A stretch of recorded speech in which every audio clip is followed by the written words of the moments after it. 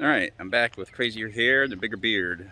It's been a few weeks now since updates, but we've gotten a lot done, including me throwing them on back for an entire week and Lori having to do a lot of the work for me. But in the last 3-ish weeks, we have gotten all brand new windows installed in the house, so contracted that out. Um,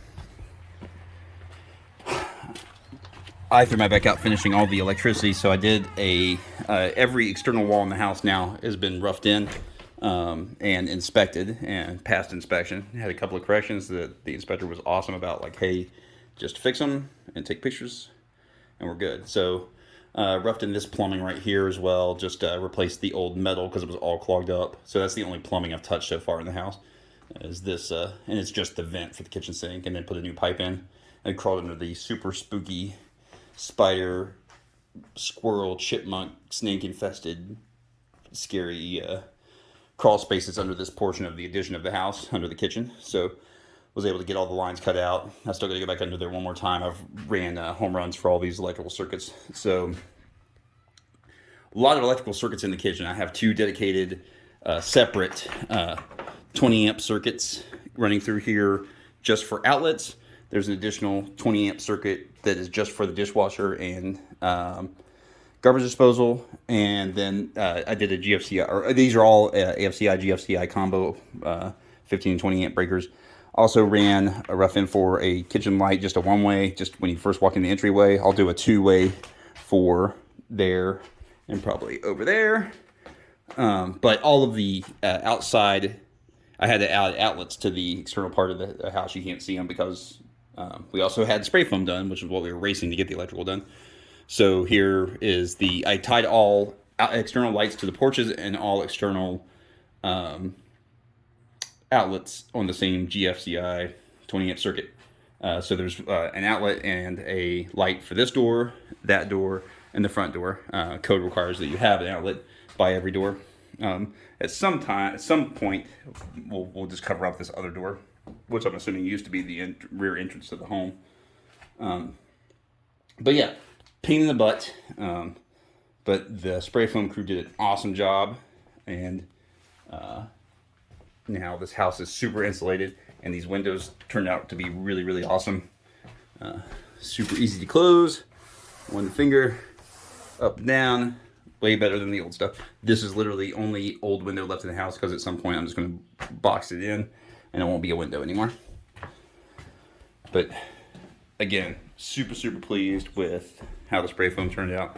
Also roughed in, ran a Cat 6 to all of the upstairs bedrooms. So, like I said, super, super busy. Now it's time to do all the internal walls, electrical, and start working plumbing. So all the supplies and all the supplies and all the drains. Drains being the bane of my existence. You can't see this now, but the biggest pain in the butt doing all the electrical wiring in the house was these are 10 by 10 timbers. They're hand hewn on each corner of the house on the first and second floor.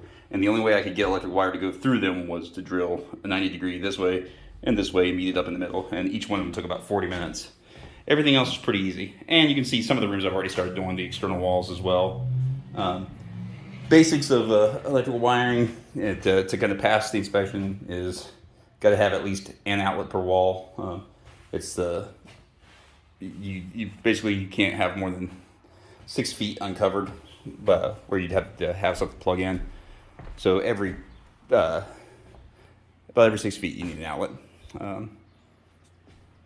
And then I also plugged one in up here for the TV. Once I put drywall up, I'll probably hot knife out a little spot here to run like HDMI and all those cables up so I can mount the TV.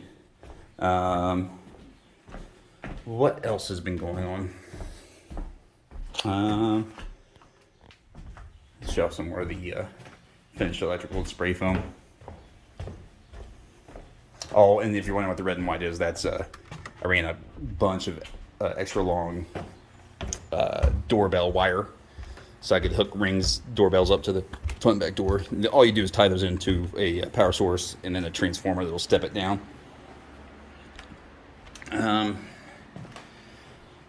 So all these rooms are spray foamed as well.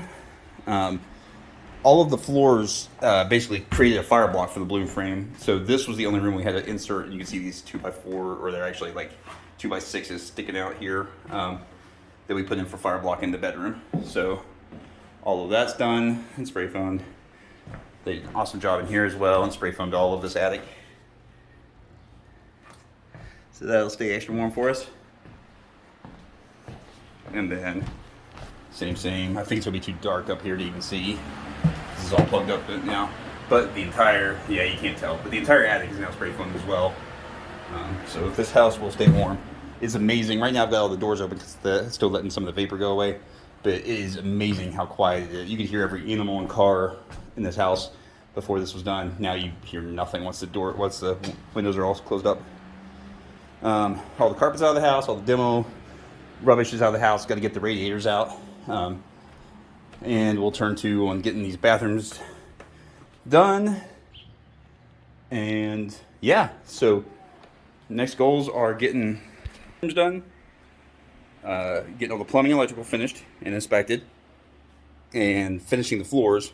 And then I've got a project in the basement where I want to drill out all of the foundation, all the corners, and you basically put a sump pump in, get all the water, you get rid of any water or moisture that's in the basement, and then slap up some drywall and hopefully get moved in here and do all the finishing touches as we live in it. Go kind of minimal. Obviously, cabinets in. I think a couple more weeks they come in, and then we'll plop those into place.